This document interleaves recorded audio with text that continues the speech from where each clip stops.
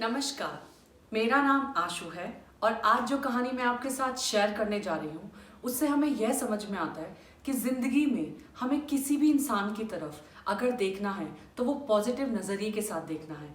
उसकी कमज़ोरी देखने की बजाय उसकी ताकतों पर ध्यान देना है, उसकी स्ट्रेंथ पर ध्यान देना है। तो एक बार की बात है, बहुत बड़ा साम्राज्य था और उसका एक बहुत बड़ा राजा। उस राजा से उसकी पूरी प्रजा बेहद खुश थी क्योंकि राजा अपनी पूरी प्रजा को बहुत खुशी से रखता था और उसकी प्रजा में लोग बहुत खुश थे। लेकिन सिर्फ एक कमी थी, राजा विकलांग थे। राजा का एक पैर और एक आंख नहीं थे, लेकिन इसके बावजूद भी वो बहुत बुद्धिमान थे। वो बहुत ज़्यादा अपनी बुद्धिमत्ता के लिए बहुत ज़्यादा प्रसिद्ध थे।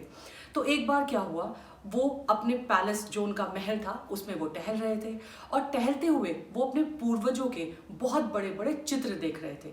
लेकिन अचानक से उन्हें ये एहसास हुआ कि उनका तो कोई चित्र है ही नहीं, तो कल को जब उनके वंश होंगे तो वो अपने पिता के चित्र कैसे देखेंगे।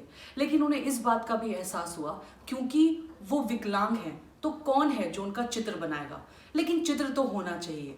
यह सोच के उन्होंने पूरे साम्राज्य में ये खबर फैलवा दी कि जो भी चित्रकार मेरा बहुत सुंदर चित्र बनाएगा मैं उसे महल में लगाऊंगा और उसे बहुत बड़ा इनाम मिलेगा।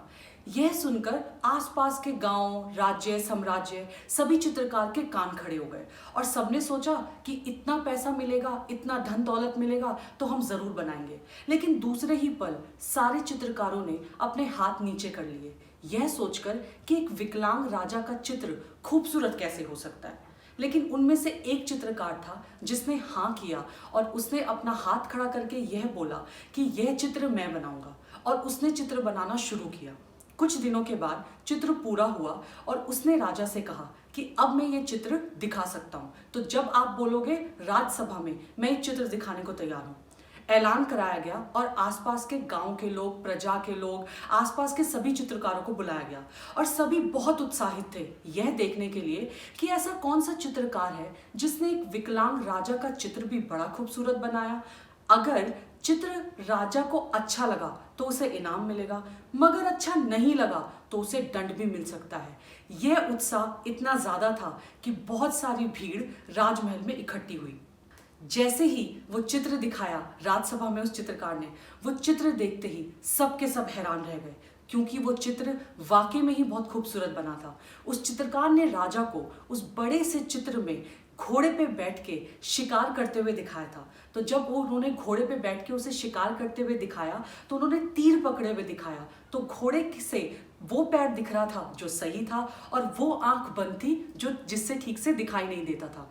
तो यह चित्र देखकर राजा बहुत खुश हुए। राजा ने चित्रकार को बहुत सारी धन दौलत इनाम में दी और यह देखकर चित्रकार बहुत खुश हुआ। तो दोस्तों, इस कहानी से हमें क्या सीख मिलती है? इस कहानी से हमें यह सीख मिलती है कि हमें दूसरों की अच्छाइयों पर फोकस करना चाहिए। हमें दूसरों की कमजोरी देखने के बजाय उनकी अच्छाइयों को देखना चाहिए। हमें किसी भी इंसान की कमजोरी का मजाक नहीं बनाना चाहिए, बल्कि जो उसकी ताकत है, जो उसकी बुद्धिमत्ता है, उस पर फोकस करके हमें आगे बढ़ना चाहिए। बहुत बहुत धन्यवाद।